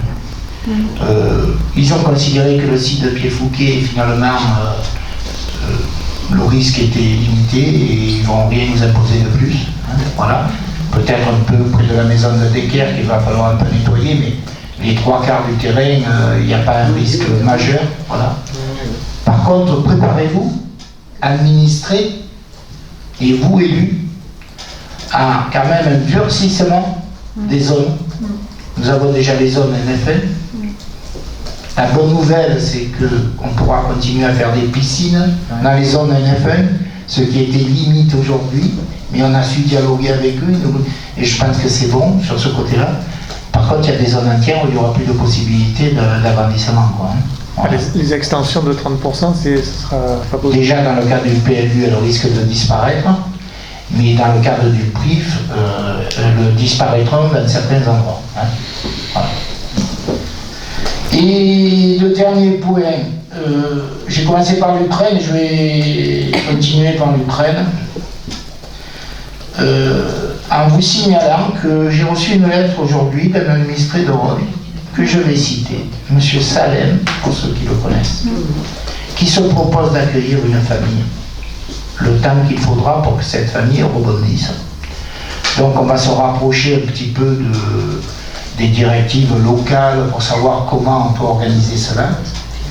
On envisage aussi, mais il y a très peu de documents encore dans les réseaux, récolter peut-être des vêtements, des trucs comme ça, comme on avait fait pour les inondations de Latinée. Hein, voilà. Donc, il y a une action demain après, samedi après-midi. Il y a une action samedi après-midi. Une action samedi après-midi. L'association Polonica, qui est sur Saint-Cana et qui est une amie à moi, organise une collecte de vêtements surtout d'hiver, et avec elle je me propose de porter dans un local exprès sur Aix, et qui seront mis dans un camion et emmenés dès que le camion sera plein en Pologne. Voilà. Pour les Ukrainiens. Oui, ça confirme le nom que tu as dit, c'est un député. C'est un député de la côte, comment on appelle, Carreau, tout ça là-bas, qui a lancé ça. Donc c'est ce qu'on voyait avec Jacques, donc il va avoir des ramifications. Et si Rogne peut s'intégrer, on s'intégrera. Voilà ce que je voulais dire au conclusion. Et c'est où samedi du coup? C'est quand samedi et où? Alors, si vous avez des vêtements à donner, je vous propose de les porter chez moi. Et samedi après-midi, nous organisons de porter tout ça sur... D'accord, d'accord. Bon, je pense qu'il y aura d'autres opérations après en fonction de la durée du conflit. Je ne suis pas prêt à faire une manifestation dans la rue, ça ne sert à rien, parce que c'est eux qui ont les problèmes, c'est pas nous. Quoi, hein. Je pense que tout le monde est conscient de ce qui se passe. Hein. C'est eux qui souffrent. Qu'on fasse un planton dans la rue pendant 2 heures, je pense que ça ne sert à rien. Je vous le dis si ça c'est dit. Hein, voilà. Par contre, ça m'a été demandé par un administré. Voilà. Et je l'appellerai demain pour lui dire qu'on va faire des actions plutôt de solidarité. Voilà, je vous remercie encore une fois pour cette tenue du conseil municipal. Je vais sortir sereinement de ce conseil et j'espère que vous allez passer une bonne fin de soirée.